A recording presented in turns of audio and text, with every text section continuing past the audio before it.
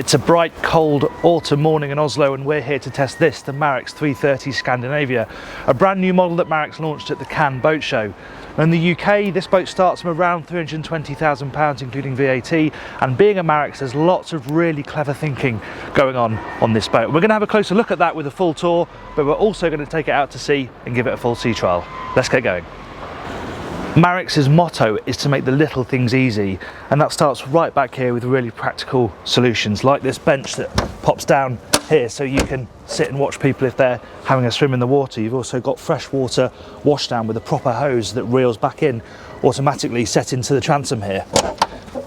Flip that up, and on this boat we just have a bit of storage under here, but you can have built-in dinghy chocks that pop out the deck, so you've got somewhere really easy to mount the dinghy if you've got one on board. Back here, well, you won't see much of this in the UK, but this is really easy access to the stern anchor. And then on both sides of the boat, what's really nice is these sections pop up and you have dedicated storage for the boat's fenders. So you know that all of the fenders can go in these two spaces, one on this side, one on that side, so you don't have to worry about where they're going to stow away. It's a really neat solution. And there's sort of unseen things as well, like as you can see at this layout here, we're quite low on the bathing platform compared to the dock side, but they've left this little teak tread open. The railing just starts a bit further forward so that as you get off, you can step on that and you're off the boat. And it's a full walk around design. And just look how tall these are. You feel very safe moving around these boats because very, very tall tow rail, very tall guardrail as well, and then you've got railings to grab as you walk along. Twin sunroofs on this boat, they're both standard. You've got a hard one forward and that just slides back manually, and then here aft you've got a canvas one, so that concertina is nice and tight to the middle here, so you get a nice big aperture over the cockpit. Makes this entire deck space extremely flexible. Side door, that's a major addition to the 330, and that comes from feedback from owners. A lot of people use these boats single-handed, so it means they can get straight out from the helm onto the side deck and either tie a line on or get around the decks. That works really nicely. And here's another nice feature. This is made of closed foam, this cushion up here, so you can chuck it in the water. Not only does it float, it's waterproof, so that you can actually use that as a floating sun pad in the water if you don't want to use it on the boat. Again, another nice touch. And one final thing to point out, this particular boat's got solar panels. It's an option, but they should, in ideal conditions, harness enough power that you can run the boat's refrigeration off those in the summer without having to plug into shore power.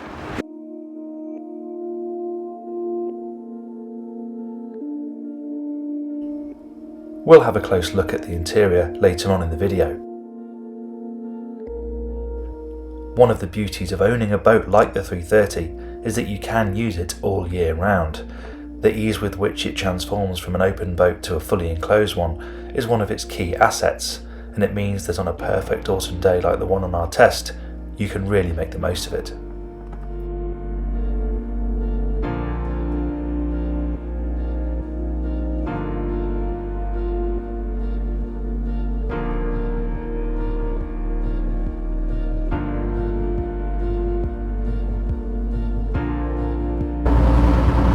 There's a really good variety of engine options and drive choices on the 330. You can have single and twin installations, Volvo Penta and Mercury. As I said, you can have stern drives, you can also have V-drive shafts.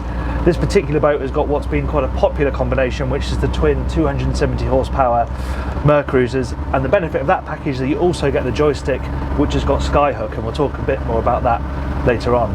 But the other thing is, you've got plenty of power on tap, so when you feed it in, on a beautifully calm day like this, it's a little bit of delay to get over the hump, but then you hit 3,500 RPM and she settles down really nicely. I've got no trim engaged at the moment, the legs are right down, so I just lift those up a touch and hear the revs pick up a bit more, and there we are going along at 33 knots, and we saw 36.5 knots out of it yesterday in choppier conditions than this. Just starting to porpoise a bit, so bring the legs down. And now we're going along at 36 knots and it's still climbing. And the nice thing about the design of this boat is you can have it as open or as closed as you want. So we've got everything closed at the moment, apart from this sunroof. But of course you could open this door, you could open the back door, you can open the sunroof out there. You can have half the boat open, half the boat closed. It's very, very flexible depending on the weather conditions. And at full speed, you've got just over 200 miles of range on this boat, and if you drop that back to 30 knots, it goes up to 235. But where it feels really comfortable is sort of 25, 26. We're going there now, and as you can hear, the engines melt into the background a bit more. It really feels like you're barely moving at all. It's very, very refined and very comfortable at that speed. And you can cover some good distance in comfort too. And part of what makes it so comfortable is not only the ride, which is very good. It's not getting much of a challenge today, but it was choppier yesterday, and even going quite hard into a headwind. It's a nice, soft, cushioned ride, but also this driving position is really good. You can get really close to the helm, and they've got this really neat system where they've got a sort of gas-assisted slider. So you push a button and you slide back, and then you push the button again and you can pull yourself forward really quickly and really easy. So you can get really intimate with the helm. Of course, you can also push the seat back and stand up. You can bolster and put your head through the roof as well. You can also get rid of this platform at the bottom and have one that drops down, so if you want to stand with the roof closed, you can. So again, huge amount of flexibility at this helm, so no matter what shape or size you are, you should be able to get comfortable. And it's all really nice and clean and clearly presented. And then the side door comes into play as well, and as I said when we were doing the tour, this is something sort of driven by customer demand, but it doesn't also mean that you can get on and off the boat really easily. It gives you great ventilation here as well, so on a warm day you can have this door open and you can ventilate without having to have the sunroof open. Again, it really builds into the flexibility of how you can use this boat. And there's a rather wonderful Jekyll and Hyde character to this boat. You know, from the outside it's restrained, high quality, really well thought out. But on the other side of that coin, especially you have the stern drives, it is an absolute joy to drive as well. The handling is absolutely superb. It is so agile. There's a wonderful amount of lean when you throw it around, but the grip is extraordinary, and it has a nice, almost power slide feel when you really turn hard with a bit of power on. But it's all very controllable, very manageable, and it's just an absolute hoot to throw around, which you might not expect from the way it looks. And actually that's a bit of a theme with the Marex boats I've tested. They seem sort of sensible family boats from the outside, but from behind the helm you can have a huge amount of fun. Of course, you can also just sit in a straight line, bring the revs down, and it'll cruise quietly and comfortably. But I just love the two sides to its character, and it is a genuinely enjoyable boat to twist and turn if the moment takes you. And aside from having fun, it's important that on a boat with this performance, that if something pops up, you know, a fishing buoy or something like that, you see it last minute, you know that you've got really, really sharp reactions. And in a following sea, in bigger seas, a boat of this size, you're going to want to drive it around the sea stay, you know, find the neatest way through the waves. And if you've got this fantastic reactions from the helm and also the throttles, it means that especially in a following sea, you can do that, and it will be quite enjoyable, I would imagine. As I said, it's really quite kind here in Oslo today. The conditions are absolutely superb, so we're not giving it much of a test, but I can vouch for the fact that when it does chop up a bit, it does feel incredibly solid and composed.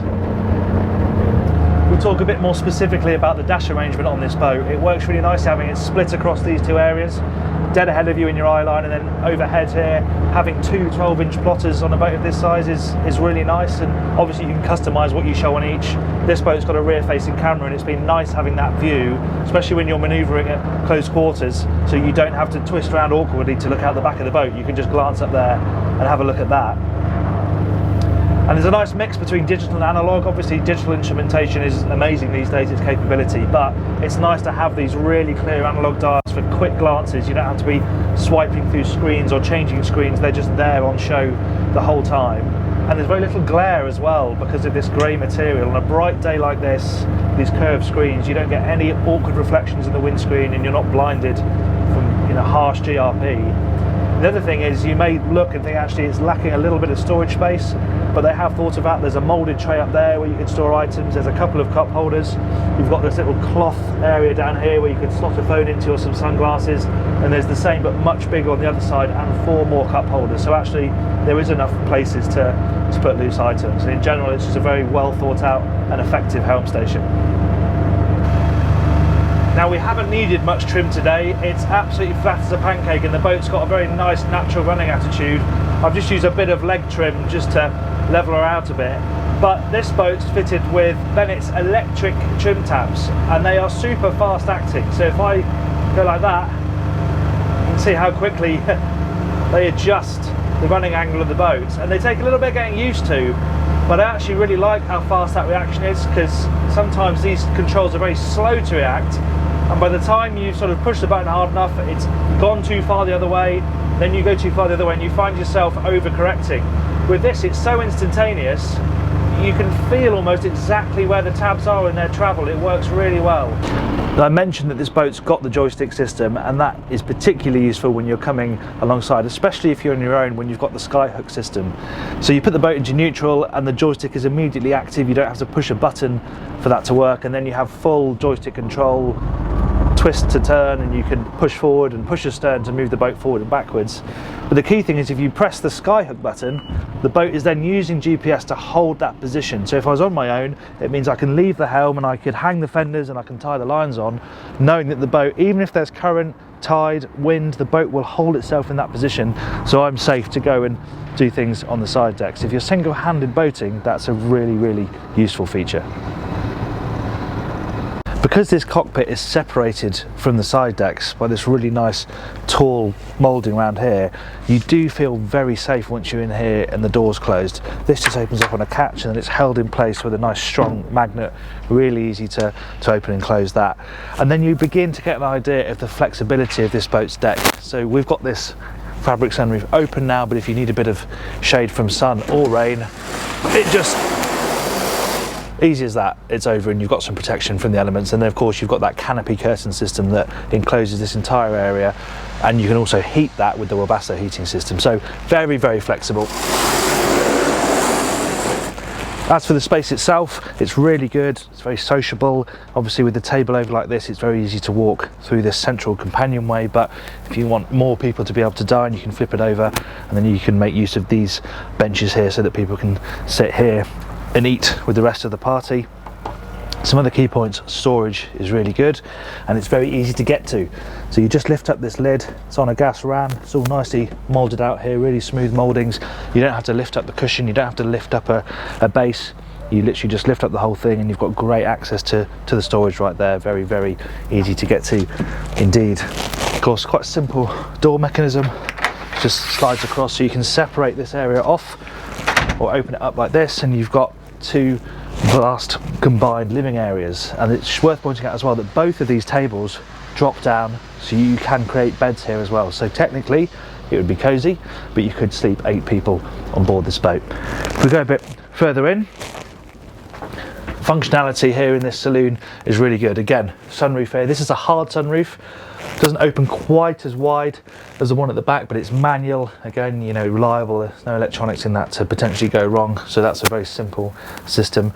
And then we have this excellent setup here where at the moment it's in sort of travel mode, but as simply as this, I can flip that way, the base drops down, flip this part of the table over, and then you have your dinette. And as I said, this also drops down to create a double bed.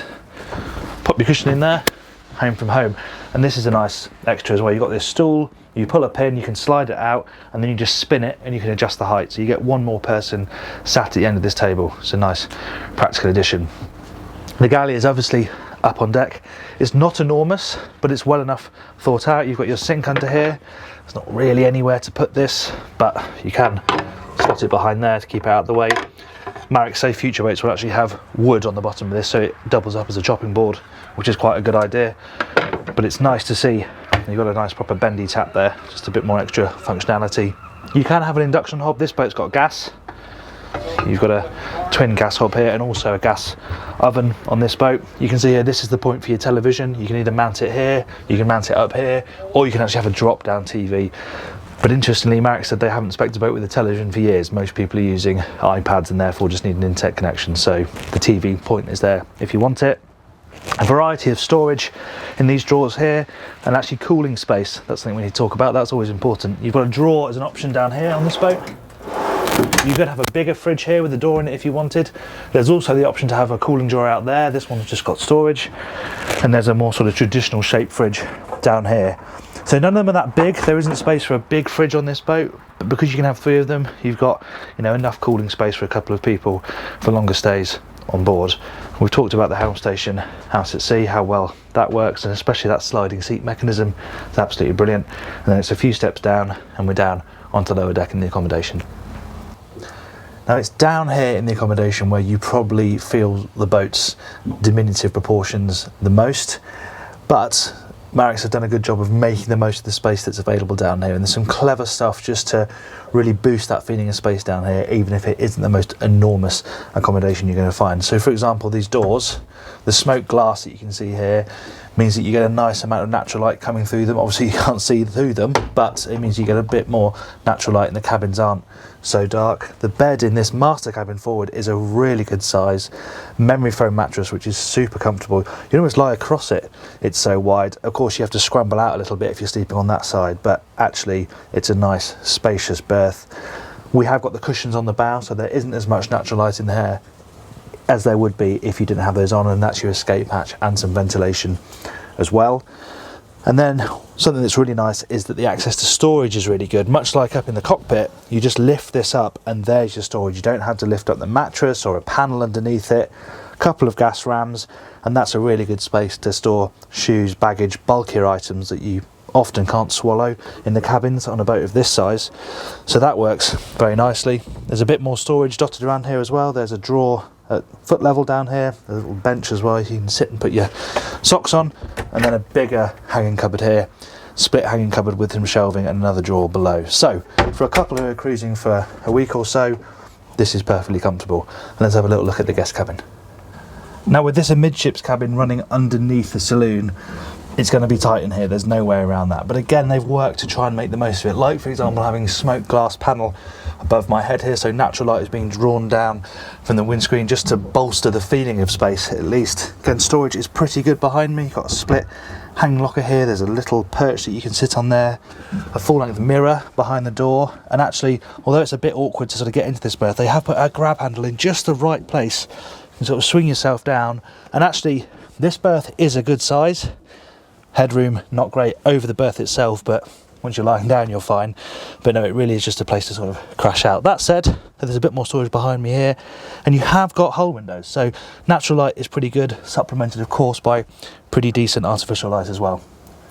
Marex has been building boats for nearly 50 years, and you can feel every year of that knowledge has been poured into this boat. That and the feedback from owners and dealers to make it one of the most impressive all-round packages I think they've made. If you treasure cabin space, then there are probably better options out there, but if you're after a high quality, really well thought out boat that was built by boaters for boaters, it seems, this is where you want to be.